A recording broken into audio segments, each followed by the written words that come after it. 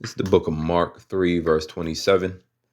No man can enter into a strong man's house and spoil his goods, except he will first bind the strong man, and then he will spoil his house. Call hello Yahweh, Bahashem Yahushua, Bahashem Rakakwadash, double honors to the apostles and elders of Great Millstone who rule well over the flock. Shalom and salutation to brothers out here pushing the words of truth and sincerity. Shalom to all the Akim and the Akwaf listening. So, in the latest news, this is Ukrainian women that have a strong message for the Russian invaders. Let's take a look. Украина, мы благословили наших мужчин на защиту нашей земли. Мы уже вывезли наших детей в безопасное место. Генофонд нашей нации защищен. Мы присоединяемся к мужчинам и украинской армии. Мы будем уничтожать врага на каждом сантиметре украинской земли. В каждом нашем городе, в каждом селе, в лесу и в поле. За каждого ребенка, женщину, старика, разрушенный дом, улицу, даже сарай. Мы будем вас отстреливать, как бешеных собак. Слава Украине! Смерть ворогам! Okay, so you have there the Ukrainian women who believe that there'll be a formidable match. Now, war is different. War has changed drastically. All right. Some people call warfare sitting in a room staring at a computer and dropping bombs on people thousands of miles away using a drone. That's considered war. All right.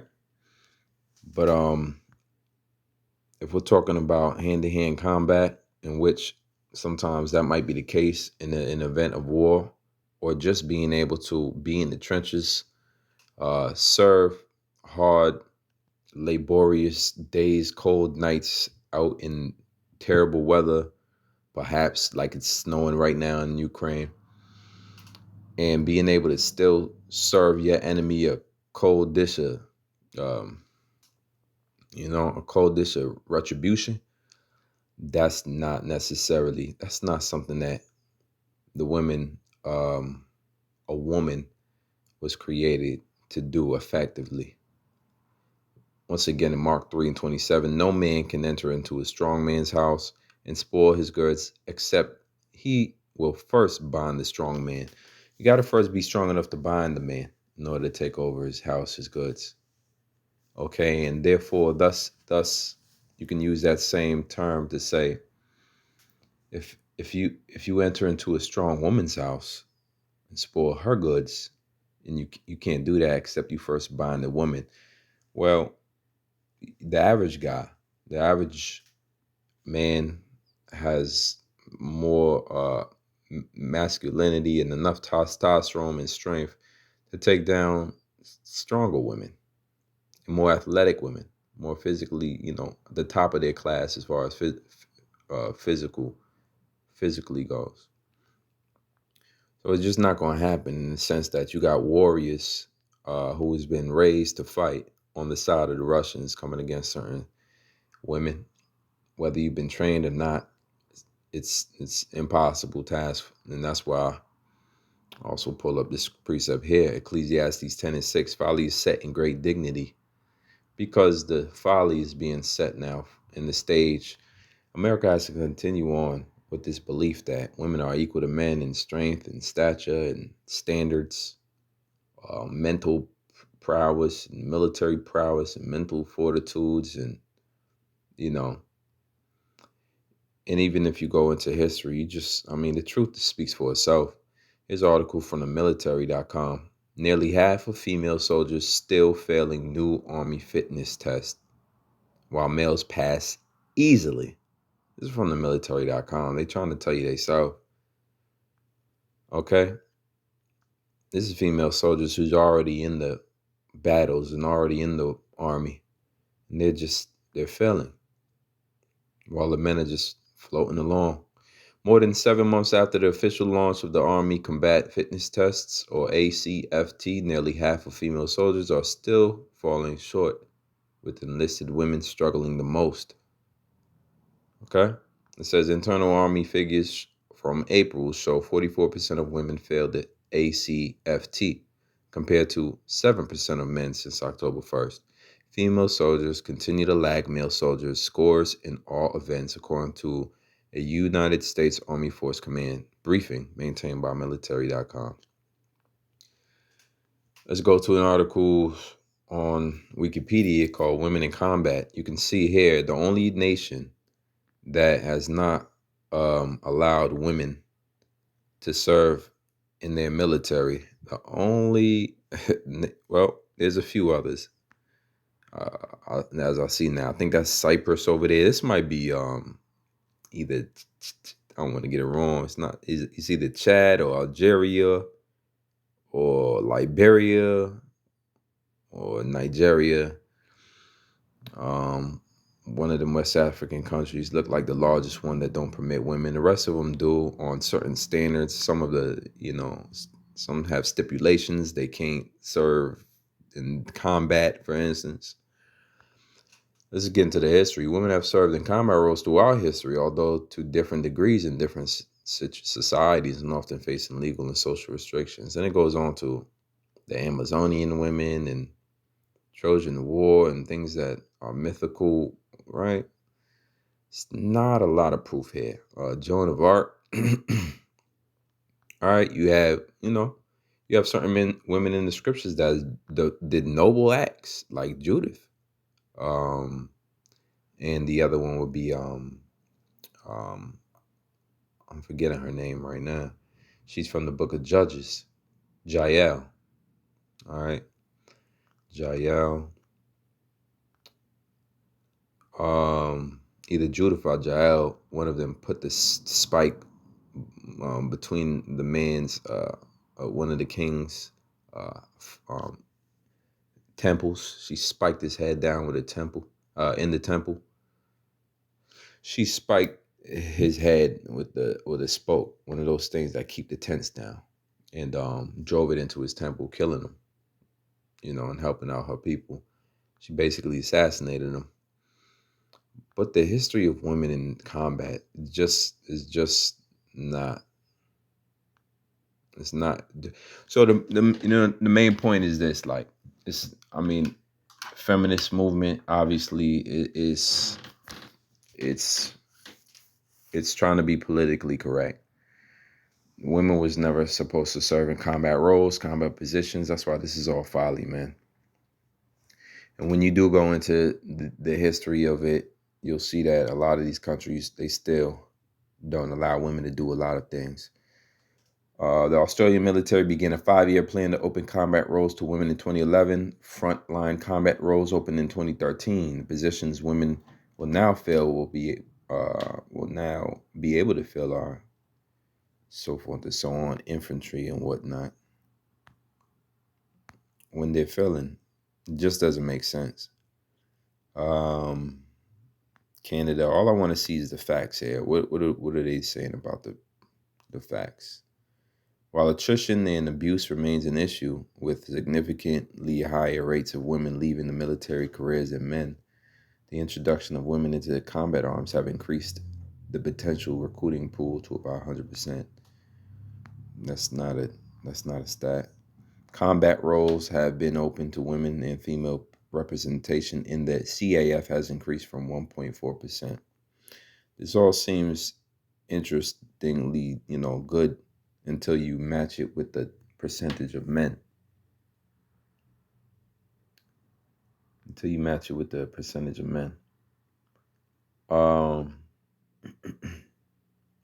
No restrictions. A lot of European, this is that westernization. Mostly European countries that allow women to serve. Tells you something about the men. Tells you enough about the men. All right, we didn't have any female soldiers in the land of Israel taking down Canaanites. The Lord was just with us, man. Women are allowed in France. Women are allowed to serve in combat infantry.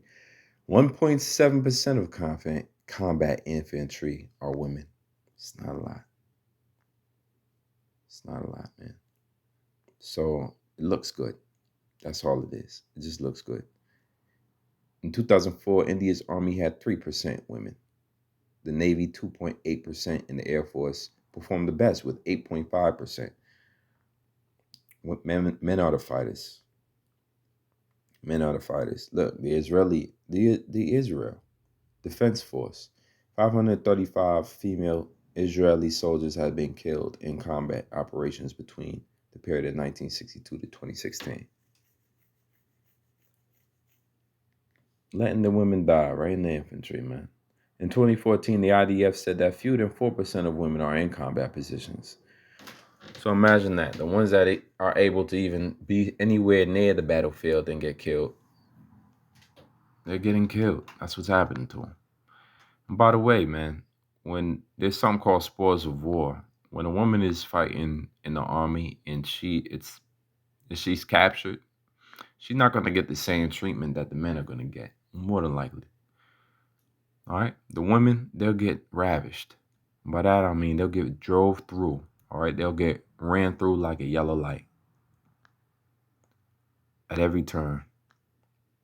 It's not wise, man. These women in this video I just played are talking about how they left their children in a safe place being taken care of. Well, who's taking care of the children? Is it the men? Listen, when a nation comes and conquers your people and they conquer the men, there's nothing that the women can do. Once the men are conquered, that's your strong point. You're officially occupied now. Let's go to the U.S. because the UK, they westernized the U.S.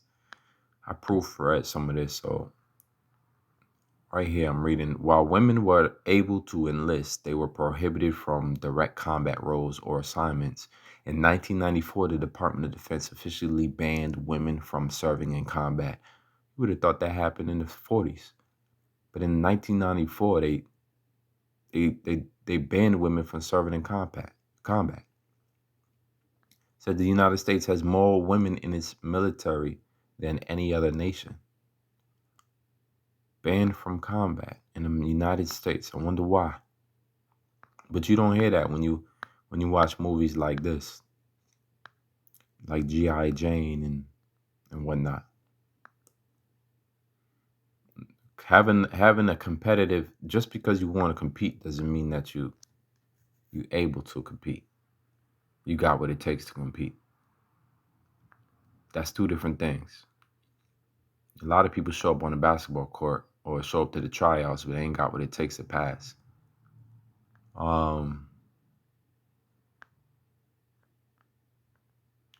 was some further information that I wanted to read, but I'm going to keep going.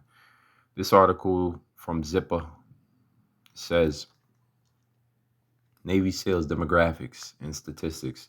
38 Navy SEALs in the U.S., average age 33, gender, male, 89%, female, 9%. Overwhelmingly, the men are in charge of the arena, which is warfare. Overwhelmingly. Isaiah 13:12 says, I will make a man more precious than fine gold. Everything backfires in war. All of this PC culture backfires in war. The people that need the most protection, and they're so-called protected by America now, and LGBTQ included, women, children, when war breaks out, they're the easy targets. Once you defeat the men, you have successfully won the war. The Lord said, I will make a man more precious than fine gold. There's going to be a shortage of men. And once again, just because you have a rod and two stones between your legs, that makes you technically a man. But a man who stands up in the face of adversity and stands strong and holds fast and has as spiritual knowledge and wisdom, once again, a high value man according to the Bible, it's much different than you people, much different than Kevin Samuels is going to tell you what it is. That's who the Lord is going to make more precious than fine gold, his men. All right, his men that believe and trust in him for safety. We're going to flourish in that day. Even the man than the golden wedge of Ophir, so more precious than ever. There's nobody's going to be able to diss you in that day, look down at you if you be one of these men. nobody that's going to be able to rub you the wrong way. You're going to be one of the epitomes of excellence in that day. And the day I'm talking about is the day of Jacob's trouble. The time of Jacob's trouble leading up to World War III, leading up to the RFID microchip. Because things are going to hit the fan. As you can see, when prices go up and wages stay stagnant, serious times comes. Serious times mean budgeting. Serious times mean holding back with funds.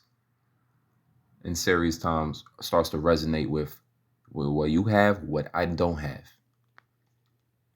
You have what I don't have. And that's why the scripture tell you no man can enter into a strong man's house and spoil his goods, except he will first bind the strong man. You're not going to take no strong man's goods without binding them first.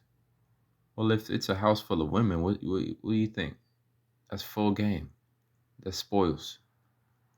All right? That's spoils. We're talking about physically fit women that can't even pass army tests. Women that has been in the army. It's nothing new to them. And they're still not passing. So the Lord has a way in which he's going to show that men are superior than women. Just like he created it that way. Just like the Father created it. By the way, the Father himself, the Heavenly Father, the Creator, male. That's an issue with a lot of women today. You'll be able to see why very soon. Isaiah 32:2 says, and a man shall be as a hiding place from the wind, and a covert from the tempest. Yeah, that's what men are. Not women. You know, there's plenty of beautiful women in this world.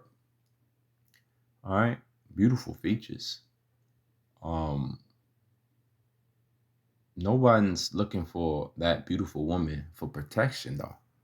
That's not where we get it from. If I see a group of women standing strong like this, ready to defend me, man. I mean, I'll cry, Abba Father, man, because we all doomed. Okay, and they're all gonna get ravished, man. If they get in combat, if this ain't no propaganda stunt, and they actually get out there to be in combat, and they get caught out there lacking, and they get the Russian troops get the drop on them, and some mortars start going off, and they get all scattered and confused. Well, then what's gonna happen? What happens when one of these women get captured? How you think it's gonna be for her? She gonna stand strong? It's real questions, real situations. Things is actually gonna play out. They're playing out every day. And a man shall be as a hiding place from the wind and a covert from the tempest, meaning we're gonna be in such warrior, godlike mindsets that the Most High is gonna adjust our spirits to become that a woman is gonna be fully protected by a man of the Lord, because the Lord is going to make sure it happens. He's going to watch over you and yours. As rivers of water in a dry place, as a shadow of a great rock in a weary land. You need that shadow in a weary land. You need that, because that sun pelting on you and that tempest going crazy. You need that. Covert from the wind, you need that. Hiding place and covert from the tempest. Rivers of water in a dry place. When it's all dried up, the only thing that matters is a little bit of hydration. Well, that's what the man is going to be like.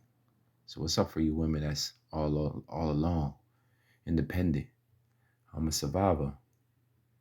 I'm not going to give up. You're going to give up very fast when that day comes. You're going to give up all the goods. And that's another thing. See, this is a strategy for the Lord. We have to report this. That these women is going to get ravished. We got to report those scriptures. You got camps that don't like to talk about that. We got to report it, man. This is a part of the Lord's fair tactic to get his people to wake the hell up. The women of his nation. Rise, you women that are at ease. You ain't supposed to be thinking you about to go to war, you bucket. Notice how it's only 7 of them. Probably 700 turned it down. And then they got the nerve to put these women on camera, man. Listen, man, show me your moves. I don't care about how you look when you got the full regalia on. Everybody play Call of Duty. We done seen it before. Show me your moves. Show me going through the trenches and doing backflips like them. If I play the North Korea video right now, they look like a bunch of little children, man, on a trampoline, spraining their ankle. I digress, man. That's it. May the Lord, make whomever this video is supposed to be edifying for. If you're an Israelite and you believe, the Lord's going to send you some protection if you're a woman. If you're a believing Israelite woman and you're part of that elect, the Lord's going to send a man to protect you. He's going to send some tempest, a covert from the tempest for you. Look out for it. But humble yourself and remain humble. Just remain humble. Lord willing, this video is edifying. Shalom.